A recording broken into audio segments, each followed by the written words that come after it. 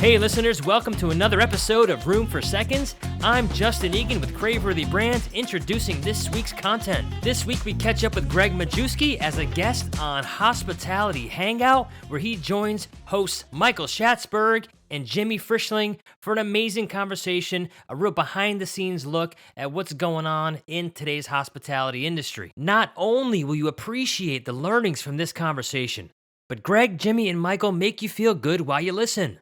So much positive energy and good chemistry between these three. It's clear why they're hospitality experts from the get-go. So let's get into it. These are the three takeaways from today's episode. Number 1, finding success in dumpster fires? That's right, Gregg Majewski jumped into the franchising business by taking on 3 failing restaurants. The self-described dumpster fires presented themselves as opportunities for Gregg, and he quickly found success by turning them around.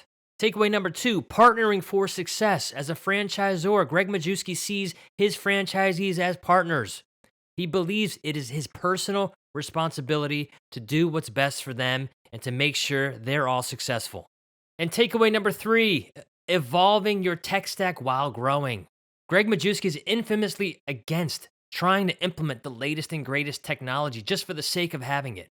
He does, however, preach knowing what is necessary for the business to survive.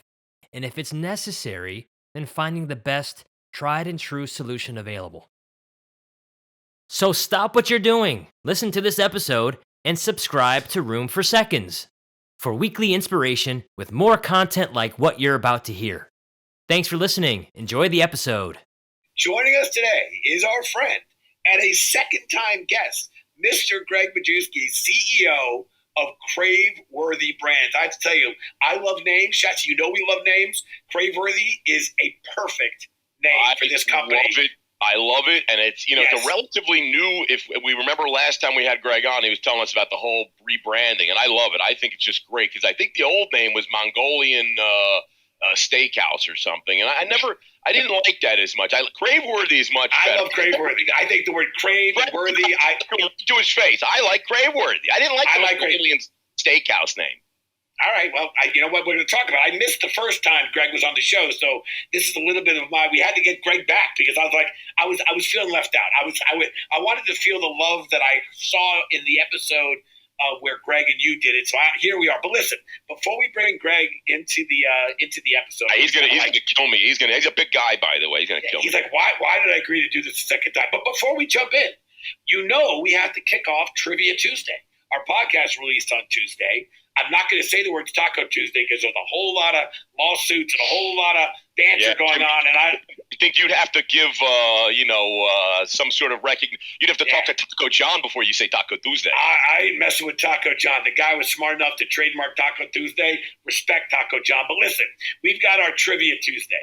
You all know how the game works. Shatsy's pretty darn good at this game, I got to tell you. I'm going to share. I'm good at Jimmy. I'm going to share 3 facts. I'm not sure it's actually 3 facts, but I'm going to say that there are 3 facts about our friend Gregg. 2 are true, and 1 is less than true, or not true, or a lie. A lie. It might be a lie, but 3 facts about our friend Gregg. 2 are true, 1 is false. Here we go. Fact 1. Gregg once hid in a dumpster, dodging from the police. I like that one. I hope that one's true. I can see him. I can see him. I don't know Gregg that well, but I know him well enough to think that he could do that. All right, Gregg. Fact 2. Gregg flunked out of college. He's too freaking smart. There's no possible way. Yeah, I'm just telling you. He's got like 500 restaurants with like 87 brands. The word flunk. I mean, could he have left college? Yeah, flunked out. We'll talk about it. And then fact 3. Gregg once ate a goldfish. I could see at college before he flunked out in a fraternity doing that. Could that be the reason he flunked out? By the way, isn't a goldfish? It wasn't flunked. I mean, he was thrown out. Isn't that really just like really rare sushi? Like, are we really? I mean, the goldfish. How tough? They put some rice and soy sauce and wasabi. How tough is that nowadays? All right. Anyway, as I said, I agree. It's just sushi. It's really not a big deal. All right. As I said, 3 facts. 2 are true. 1's false. Gregg once hid in the dumpster dodging from the police. Gregg flunked out of college. Gregg once ate a goldfish. Stick around to the end of the episode to find out. All right, I can't wait. All right, stick around to the end if you want to hear the real story. All right, with no further ado, Gregg, we're going to let you jump in finally, take the lead, give us a background on yourself, and of course, please reintroduce or talk to our audience about Craveworthy Brands, my friend. So, well, first, thanks for having me for a second time. That's an honor. That's a lie. That's a lie. Even though I will say being on the B list twice was like, you never want to be on the B list. You know, I'm an A player. Oh, you're an A player. In all, it's true. The B list is ahead of the A list, baby. Yes, I got to tell you, when it comes to Brandon B list, the A list wishes they were on the B list, baby. I get called some Stallone. Fly Sloan's like, why can't I be on the B list? I'm like, you're barely on the B list as an actor. How can you make it to the B list or B list? But I digress. But again, thanks for having me. It's, you guys are friends, so anything, anytime, you know that. So a little bit about me, where I started. Started with a company called Jimmy John's, as we went through in the past. Grew that company from 30 restaurants to 300 open and 700 sold by the time I left. Did consulting and other work for other major restaurant brands for numerous of years. Built my own Jimmy John's sort of group, and finally decided about 5 years ago that I was going to get back into it after some of my old employees sat me down and said that you're not doing what you should be doing because your job was to create talent and help these people get opportunities that they never had. And so they gave me a coaching tree. And of all of my managers and all the people that I ever helped or worked with and all that, and all the great companies that they were at, and they said, this is what you're supposed to be doing. And he goes, you don't need to continue to do, you don't need the money, but this is what you're passionate about, help grow and build this talent. And I sat there for a minute and I looked at my wife and sort of had the conversation. I'm like, it's time for me to do this again.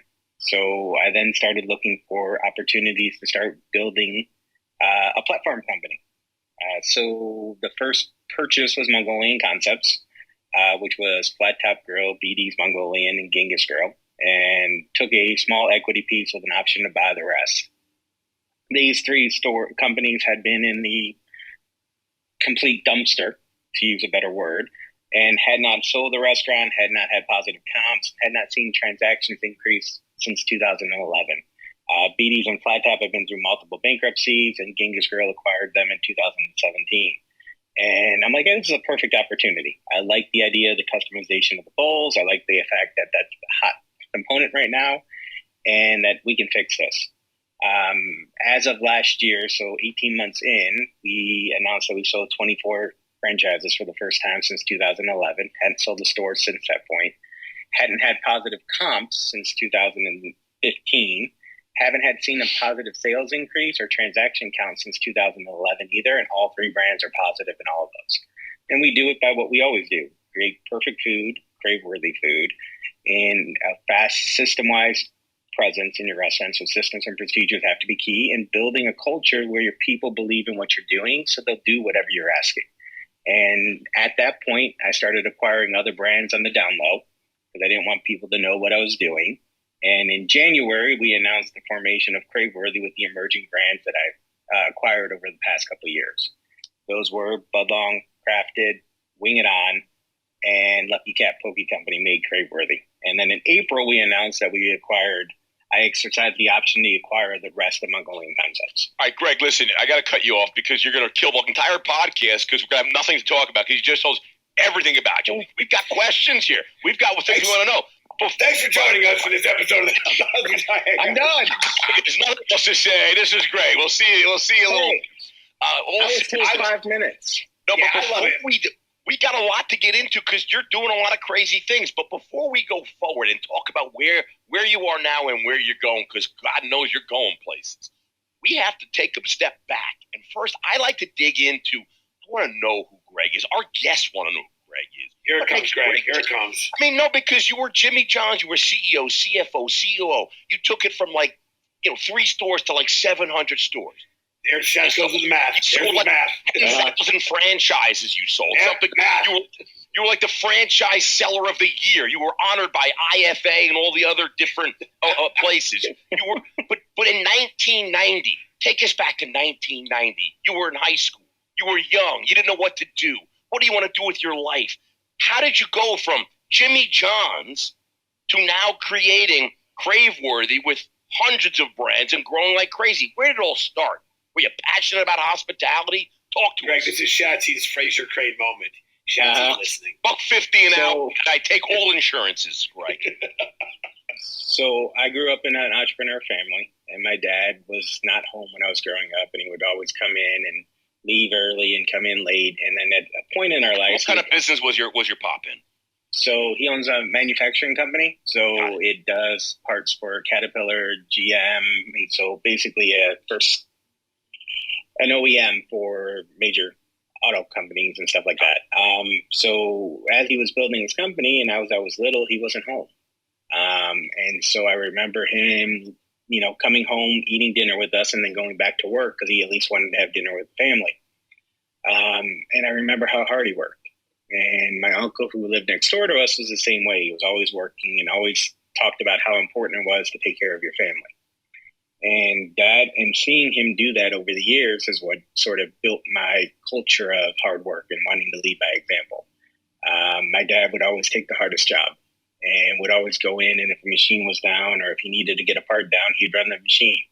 And for hours and hours. And I remember seeing him do it while I was in high school. And that sort of led me to know that if you wanted to be successful, you had to do the shitty jobs.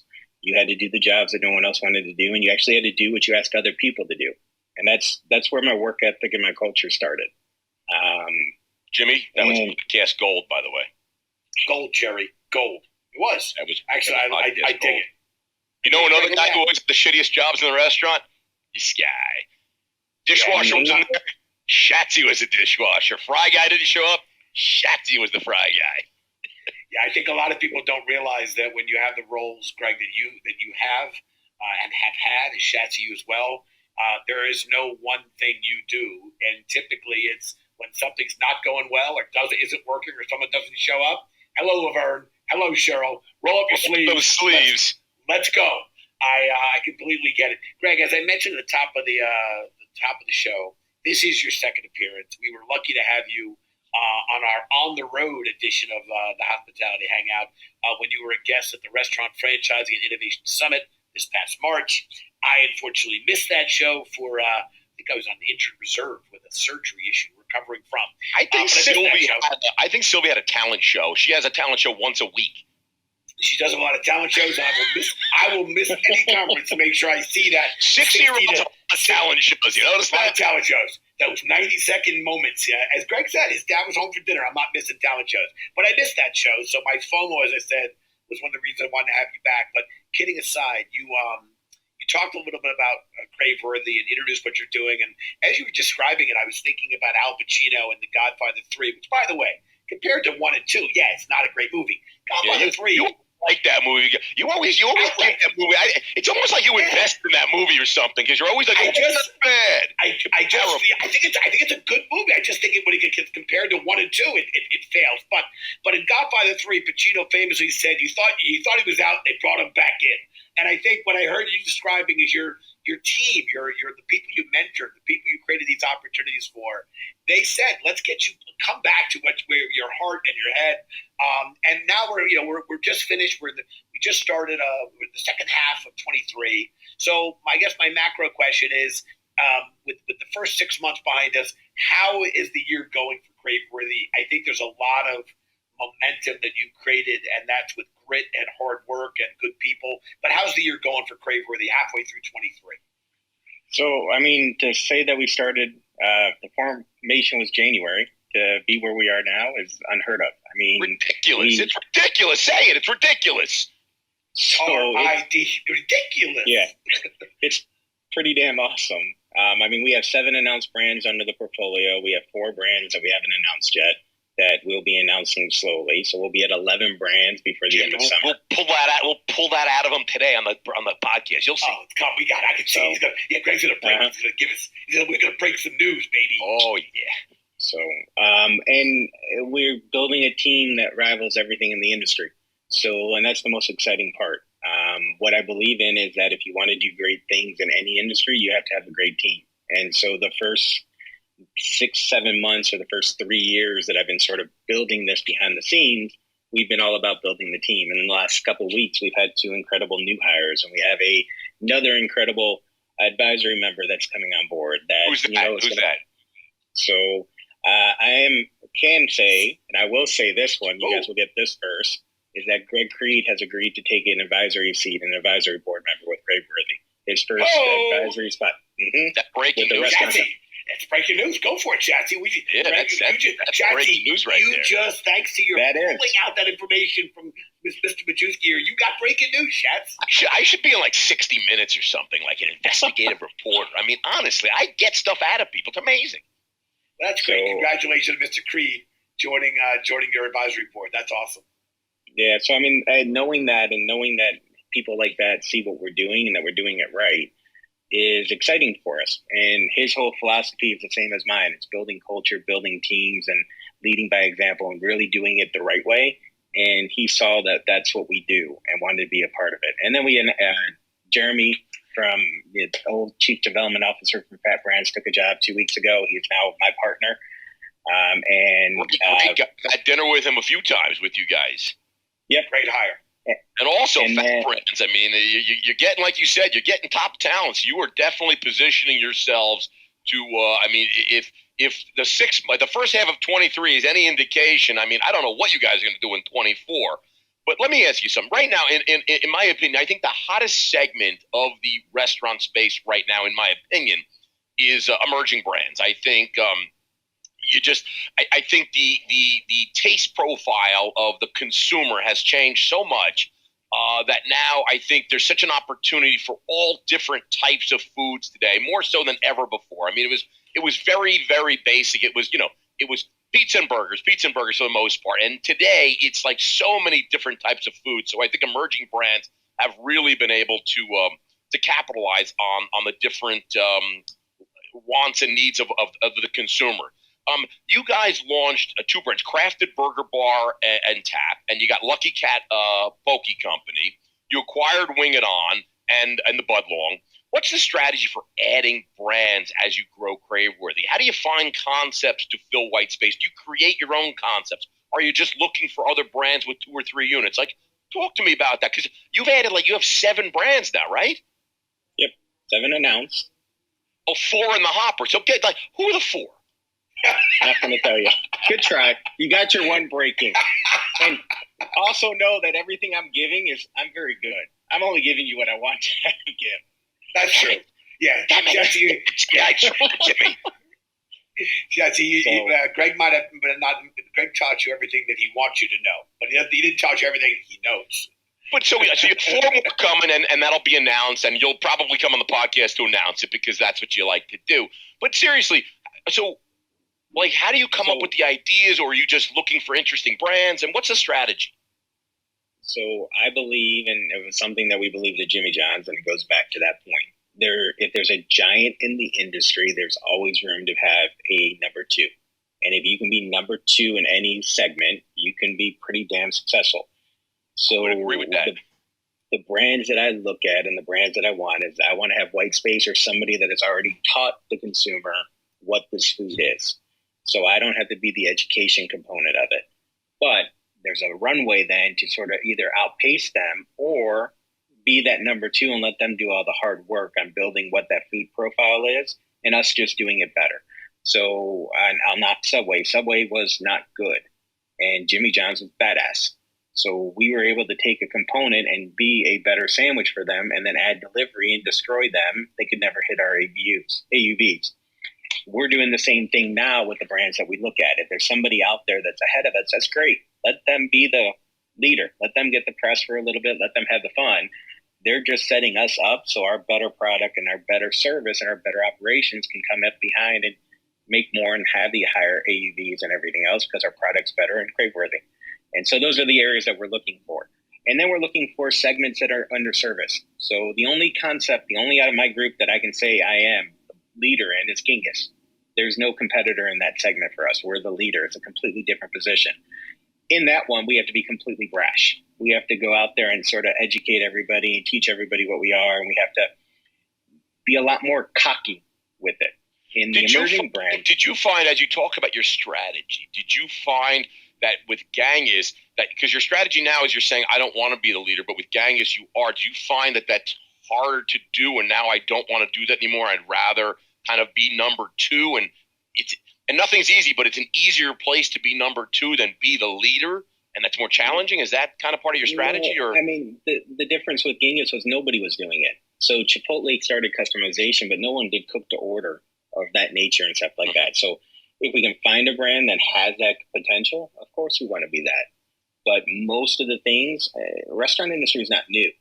So there's always somebody doing something. I think Moses opened the first restaurant. Probably. I just like the 15 commandments. I mean, these 10 commandments. Yeah, exactly. No, that's very, very cool, very interesting stuff. And then ethnic food is, of course, going to be the next great thing. So there's a lot of emerging ethnic foods out there. So one of the brands that we'll be bringing in is Indian. And, it's getting a brand closer, Jimmy. It's a brand that I helped create a couple years ago. So it's been in my wheelhouse, that just never announced that it was one of my concepts. Indian food, by the way, it's funny you mentioned that. We were talking to a friend who's a leader in the franchise space, and we were talking about Indian food. And I think I just read an article and posted an article. I don't know, it was in Forbes or Entrepreneur. Indian food is super hot, and it is usually just in kind of a few big cities where there was a large Indian population. But again, it's now becoming mainstream. And Jimmy and I are here in New York City. I mean, there are fast casual Indian restaurants all over now, and there used to be just a little Indian neighborhood, so to speak. And now you go to other cities, and they're all over. So people are digging Indian food everywhere now. Without a doubt. And if you can make it Americanized enough where you don't alienate the majority of the population that comes in to eat, you can have something special. That's the person who goes eating in a restaurant that doesn't like Indian food. They want a cheeseburger. Correct. So the brands that we look at have to be able to cross all segments. So Kati rolls are a great example. So all that is a taco. I mean, it really is. That's what it is. And so if you can find a way and figure out a way to make that popular, which there's a great company in New York that obviously does that, but they've never been able to get out of it because they still went too far. So the concept that we're acquiring, or the concept that I developed years ago, is those type of things, but with enough American in it that it doesn't overpower you. So leveling down some of the spices that people get so put off by, and then slowly adding them back in once you train the customer base. I'm Gregg Majewski, and I've been a multi-unit operator for 26 years. I know how great it feels owning the right franchise brand, but choosing the right franchisor feels even better. At Craveworthy Brands, our hospitality-driven culture sets us apart because we're invested in your success at every single stage of your journey. We're operators alongside you, paving the way forward to give you a head start on greatness. Start your franchise journey at craveworthybrands.com. Yeah, Jimmy spent some time in Korea, and so did I. And that kimchi can be brutal on the American palate. Yeah, but it's so good. It is so good. I was going to say I was in Tokyo, Japan, and I asked for a Philly roll, and they didn't know what the hell I was talking about. I was like, smoked salmon, cream cheese. You don't have a Philly roll? I go to Hong Kong. I asked for beef and broccoli. They're like, what are you doing? What are you talking about? General Chow's Anyway, you're right. The Americanization of these foods is an important factor. I actually really like what you were sharing, Greg. And Schatz, while you were talking earlier, I got a text from Andrew Smith, who feels that you've shunned. He's working on some cult-like stuff as well, so be careful. Andrew's a big man. Don't piss off the big guy. He thought you said no one's doing things like Crave. Andrew's working hard too. Let's give a shout out to our friends over at Savory. Listen, our listeners know that I'm the finance guy here, but I actually entered the workforce through hospitality, from busboy, barback, waiter, and bartender. That was really the starting point of my career. I took a break from the industry, but it was certainly foreshadowing where I am today. I strongly believe this industry builds character. There's grit, there's teamwork, and that these skills really are transferable to others and really to any industry, and it really leads to great career paths. I love that the platform you're building, and you talked about the importance of human capital. You talked about the muscle, the power that you're bringing. You really want to create opportunities for new talent entering the workforce. But you also focus, on the mission to partner with incredible franchise partners and to help them achieve an American dream. So can you share a little bit more about how you look at the franchise partner in addition to the talent you're developing and trying to lift up? So I look at it basically the same way. They're my partner. So when you sell a franchise to somebody, they're your customer. And it's your job as a franchisor to go above and beyond to make them successful. And so that is having the best training programs, having the best systems, having your staff actually in their restaurants. Most of the time, franchisors will send somebody in once or twice a year and come in and say, here's your score. Boom, boom, boom. This is what we're doing. And, out the door. I believe in having an actual coach and being in there and we're their partner. So let's go through your financial statements. Let's go through your cost of goods. Let's go through your labor matrices. How can we improve you? And then when we make a decision, we have to know how it affects our franchisor, not just our franchisees, not just me. So I can make any decision. I can sign a great contract and, yeah, I did great. But if it doesn't have the effect of increasing the bottom line of my franchisee, that's a bad deal. And if my franchisees don't make money, they're not going to sign up for store 2, 3, 4, 5, 6, or tell their friends down the street, oh my God, I was going to say, these guys are awesome. Your best advertisers are your current franchise operators. If they're making money and rave about you as an operator, then they're going to be like, oh, yeah, I'll take a territory and I'll sign on. Correct. And so our whole mantra and what we did at Jimmy John's was make our franchisees win. So we did stupid things. Hey, if you could increase your sales $100,000, your royalty on that $100,000 next year was free.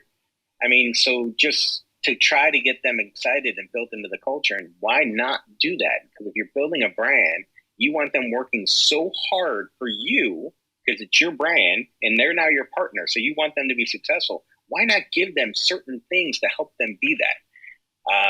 And we grew AUVs continually because our franchisees were hungry.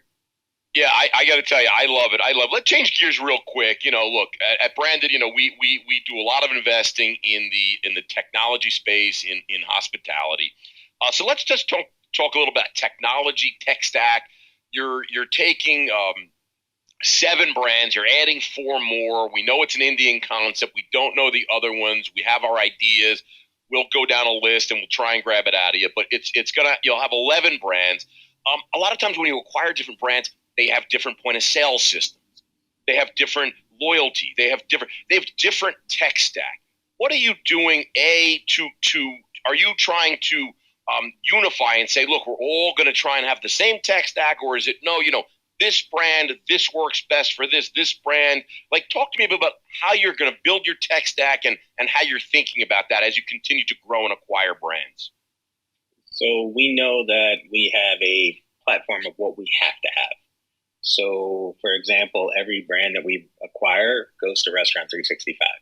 That is our data platform. It is our back of the house. It is that. So everyone goes to that. There's no ifs, ands, or buts about that. POS will slowly integrate to. We can work with any of them. We prefer Toast. And then it's what do they have, and then slowly get them to the best components that work for that brand. Now, we believe that the best tech companies are still going to be the best tech companies. So, for example, we are Punch right now on the loyalty side, and we have Ovation on the customer side. We have Incentivio, one of ours uses for loyalty right now. And they're all great companies. And so as we use them and as we grow, we'll work with what's there, but they have to be able to have the same use factor. So we know what we want. But if the other ones have a contract and all that, we'll learn that system because everyone has great vendors and they're all great systems. But eventually everyone will flow into one system because it's easy to train. Makes perfect sense. Yeah, I just remember back in the day in our restaurants, we recently, right during the pandemic, we switched all of our restaurants. At the time it was 19, all to a single point of sale platform. But we had up until that point like 6 different ones. And some of it was, you got a lease at a restaurant. You got a lease, and it was an existing restaurant. And they closed, and they left the point of sale there. And you're like, oh, look, there's an old Posy Touch. I'll use it. It's fine. I just saved $50,000, And then, like you said, then you're training. And Jimmy's a bartender at one store. You're like, hey, Jimmy, I need you over at a different restaurant. And then he goes there, and it's like a different point of sale. He's like, I don't know what to do here. So yeah, it is easier on the training for sure. And it allows you to cross-utilize your above store. So the whole thing about Craveworthy is that our platform, our above store personnel are cross-brand trained on all brands. So I have to have the simplicity of the systems in place so they can do their jobs effectively. Yeah, it makes perfect sense. That was awesome. Awesome, and I'd love to shout out to some of our friends in the industry and two of our portcos, both in Centivio and Ovation. I paid Greg to say that, by the way. I'm a little biased on Ovation too, because I did the investment with them as well. That's right. Disclaimer. Last rep, we just saw disclaimer. the big. Yes, 100% of the people on this podcast are invested in with Mr. Zach Oates and Ovation. There's our disclaimer. But we do love that company and the importance of guest feedback. So that's awesome. Listen, I recently heard you say you have a goal of reaching, and I'm going to use my pinky, 1 billion in sales in 5 years. That's right. Greg's goal with Craveworthy is to reach 1 billion in sales in 5 years. And let me also state that you have a standing invitation, Greg, that as soon as that number is hit, you can come on back, and we're gonna raise a glass of Kings County to you after you reach that goal. And I have no doubt you're gonna hit that number, surpass it, and I'll take the under. Not under 1 billion. I'm gonna take the under 5 years. Put a little pressure on you. But my question is, I'll bet you Greg is at 1 billion in sales before the end of 23. Jimmy, I said it. I'm going to take the over your bet, but I'm going to take the under 5. Yes. But I'll take the under 5, the over Schatzy's bet. Come on, Greg. In 6 months. Man, how could you not? You're betting against yourself. Yes. That one, yes. He's an optimist, but he's a realistic one. All right, but what will you lean on most to achieve this goal? And is it going to be the people you team up with? Is it going to be the tech stack? Is it going to be the customers? Is it going to be, I expect maybe some combination of all the above. But when you're standing up to accept the award that we're going to present to you at the branded honors, Shatsy, there's a new idea for us, the branded honors, the movers and shakers, who are you thanking in your acceptance speech besides Shatsy? I mean, you're going to be, again, for us to do what we want to do, it's going to be our franchisees. And our franchisees are what's going to get us to that point. And the way we do that is by best in class. And so by finding the best in class and the franchisees that are hungry to grow, those are the people that are going to get us to that point. And they're going to be pushing hard because I want to take people that have never had the opportunity before. Same thing we've done everywhere else. So as great as the big multi-unit guys are, the best operators for emerging brands are the ones that get in at the beginning and start growing fast because they want to build their entrepreneurial spirit. And those are going to be the ones that get us to that point. And it will happen. And again, we set the $1 billion goal in 5 years as a lofty expectation. But if you don't dream big, you never achieve big. And so that's sort of been our marching orders from the beginning in my life, is that you always have to have bigger dreams than what anyone can ever think you can do. Because if you dream on things you can actually achieve easily, there's no point in dreaming. I like it. Shoot from I'm writing stars, that down, Jimmy, and I might use that line, and I might footnote Greg on that. Yeah, you might butcher it. You shoot for stars, you can get treetops, or somewhere in between. I like it. Listen, I'm going to shift gears a little bit. Shatsy and I, we started this podcast. We enjoy having industry leaders come on the show, and we like chatting a little bit, as you know, and I like writing long emails, as you guys regrettably know. But we also learned along the way that sometimes our guest has a question for us. So let's kick off talking back. Greg, we're going to let you take the microphone and ask us a question or two. As I like to say, nothing is off the table. And Greg, the microphone, my friend, is yours. So let's start with Shatsy. So how are you in a studio, but you look like you're in your home? Yes. Thank you, Greg, for bringing that up. I think we might have to do some Hollywood magic there and change the backdrop. I didn't know how to change the background here. But yes, I am out at our Long Island offices right now. So technically, this is an office, and it is, I'd like to call this our Long Island studios. So, question. Nice. Yes. Okay. But the bigger one is, so you're still in the restaurant business. Why? What attracts you to this business that actually wants to keep you going day in and day out? Because the people that do it, we're all nuts. We know this. So what's your thing that makes you nuts about it? Yeah, it's a great question. I love the hospitality business. I love the restaurant business. Our office on Park South is on the fourth floor. We moved from the 8th floor. We're on the 4th floor. We've got 3 of our restaurants downstairs. And I got to tell you, it is every day Jimmy and I spend time in the restaurants, whether it's having lunch, whether it's just grabbing a cocktail, whether it's meeting with the managers or chefs, whatever. But I just love it. I love the energy. I love the people. I love the camaraderie. I love everything about it. So the idea that we've created at Branded was taking everything we love about the restaurant business, continuing to build on the restaurant business and what we love about it, but then adding other components to it, like the technology sector and the innovation, the robotics, the automation, all these things that are coming down the pipeline. It's an industry that has always been very slow to embrace tech.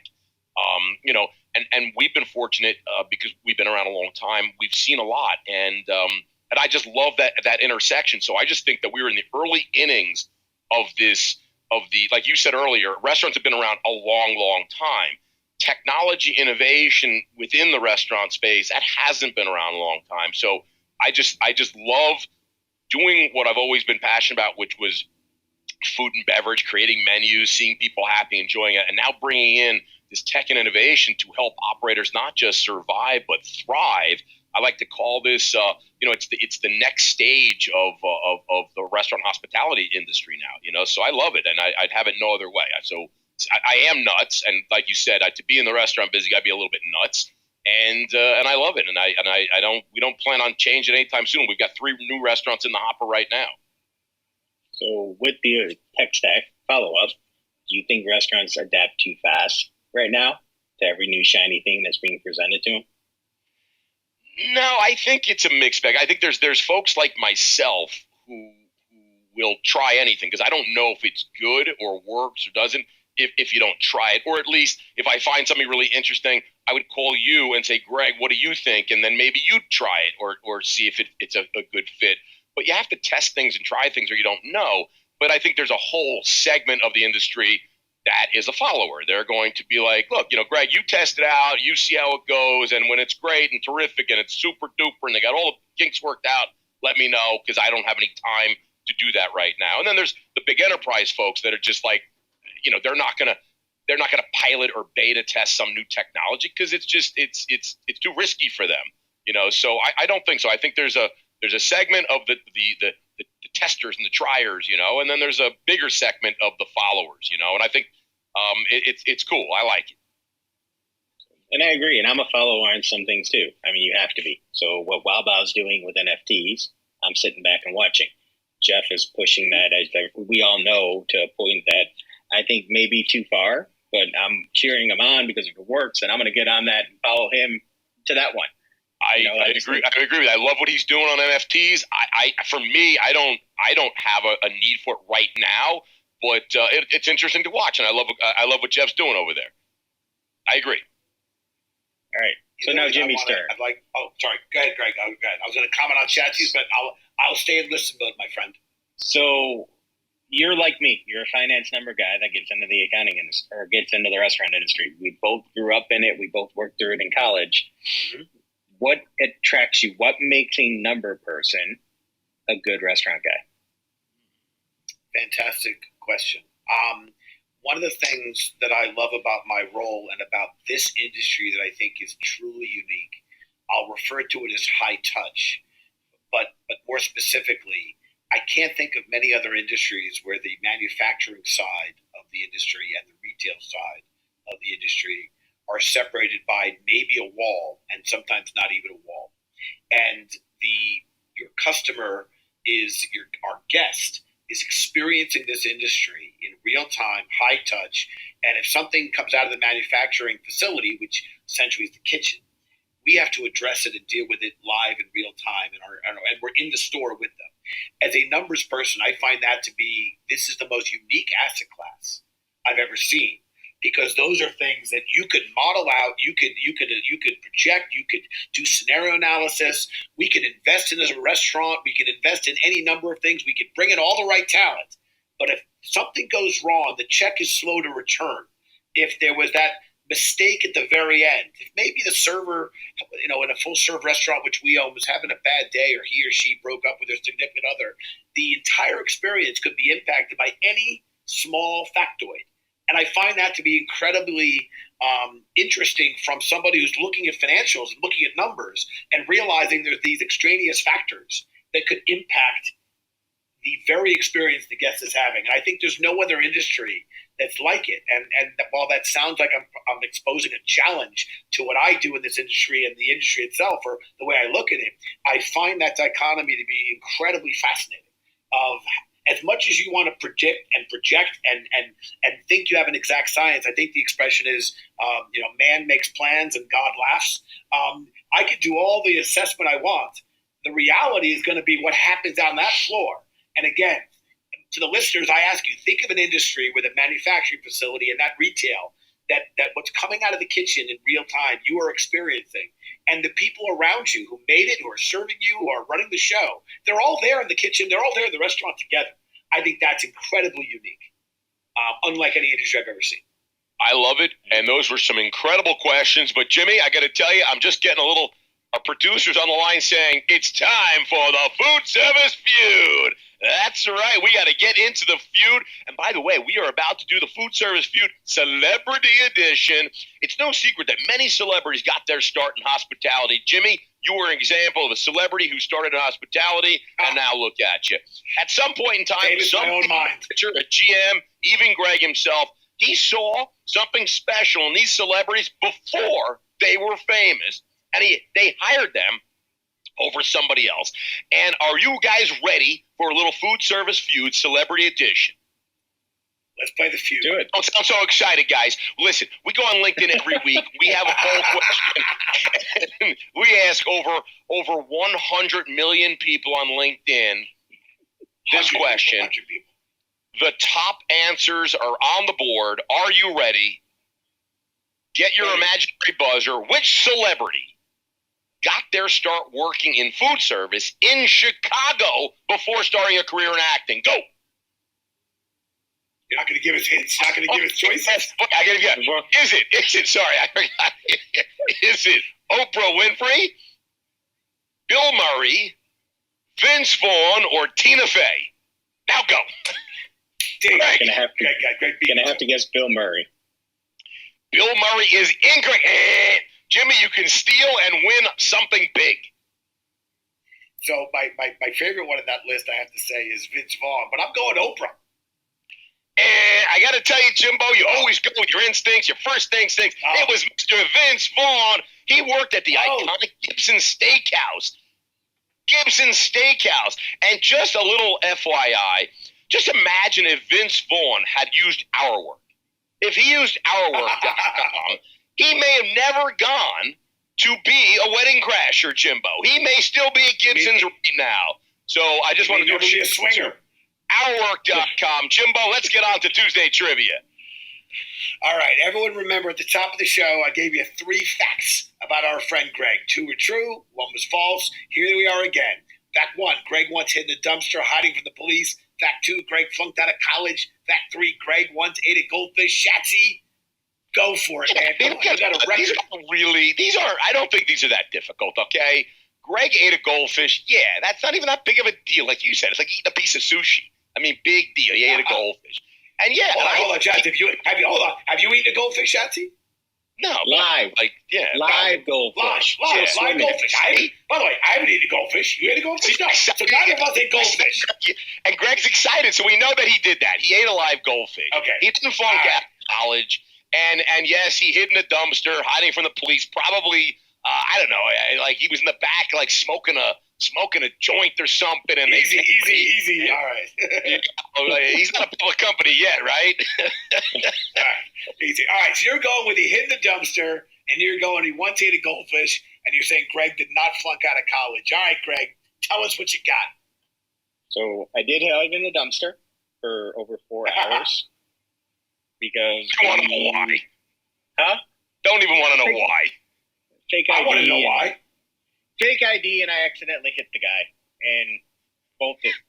He accidentally. I love the accidentally. I accidentally threw a fist, and somehow the guy's jaw accidentally got in front of my fist. But I respect 4 hours in a dumpster. I like that. Right. And by the way, the statute of limitations on that offense have long gone. Expired. Long gone, baby. Long gone. Mr. Joe Smith or Jane Doe, whoever Greg hit, I'm not sure he apologizes. But you know what? He ain't gonna pay for it now. All right, what's the second one? So, second one was I did not flunk out of college. I came close and was flunking out, and I had to go and have the board meeting with the president and basically had to tell them, hey, I made a mistake. I didn't read the syllabus. I didn't know that attendance was a grade point after so many things, but don't blame me. I got all A's on the tests. And so I could get A's, never go to class. Why are you going to throw me out? Give me a second chance. So after my freshman year, I had a 0.6 GPA. So as bad as it could be, but I did get a stay in. Yes, I knew the word flunk. I saw the word flunk. Yeah. And the goldfish? Oh, God, yes. Through the beer bong. Still eating them, Jimmy. Still eating them. So again, Jimbo, I got to tell you, I'm crushing on this. So I learned today that Greg was on double secret probation for his GPA after his freshman year and rallied back. And look, kids, stay in school or not, whatever you want to do. And look, you too could become the CEO and founder of a company that I'm telling you we're going to be reading about. And when Greg goes public or sells it, we will be celebrating with Kings County. All right, Shatsy, I think we're either done or maybe, just maybe, there's one section left. He's got to go buy 4 brands, Jimmy, so it doesn't have a lot of time. But I got to tell you, It would not be a podcast without the branded quickfire. It's arguably the greatest segment of all time. This is according to the latest numbers that just came out. I'm getting it in my ear right now. Branded quickfire, highest rated segment on any podcast. Oh, that is breaking news right there. Greg, I'm going to ask you 5 lightning round questions. Don't think too hard. Don't think too long. Here we go. Are you ready, sir? Yep. Favorite thing to do in the summer? Golf. Where are you getting dinner from tonight? So actually eating at Uchi's with a bunch of people down in Houston while I'm here for the TRA show. Nice. What's your favorite food city in the world? Chicago. Hands down. Best in the world. Hands down. Where is your favorite place to travel? So Disney, because I love the level of service and the way they install culture in the cast. So it's a learning experience. It reminds me that if they can do it with that level, we can do it in our levels. Love it. Okay, this is where things get a little dicey. If you were a contestant on the former game show Supermarket Sweep, I'm sure you've seen it, taking a cart, running around, grabbing stuff on the aisles, and you had to go head-to-head with either Jimmy Rye for the final sweep. Who do you have better odds of beating in Supermarket Sweep? This guy, Shatsy the restaurant guy, who's very fast, or Jimbo, the finance guy who... First off, I don't need odds to beat either of you, but I'd have to say Jimmy. I don't think Jimmy's ever been to a supermarket. I respect that. I think I would. The only reason I challenge that, I think Shatsy would lose interest. Like, he gets to the cereal section, he would see too many variety. He'd basically, I don't want to play. But I respect the answer. Certainly, when it comes to wiry and cagey, Shatsy would kick my butt. I think you'd have better odds of beating me too. Listen, Greg, we want to thank you so much for joining us on the podcast. Your second time. We appreciate you. We appreciate your team. We love what you're doing with Craveworthy, and we aspire and look forward to not just watching your growth, but being part and supporting your growth in every way we can. Hey viewers, thanks again for supporting Room for Seconds. If you found this episode inspiring, interesting, or any bit informative, please hit that little subscribe button down at the bottom so you never miss an episode. In my 26 years in this amazing industry, I've been blessed with incredible mentorship. This show is my way of giving back. Follow me on LinkedIn, search Gregg Majewski, on Twitter, @Gregg_Majewski.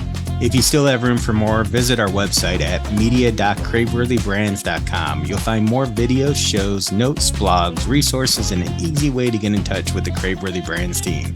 I'm your host, Gregg Majewski. Thanks again for tuning in to Room for Seconds.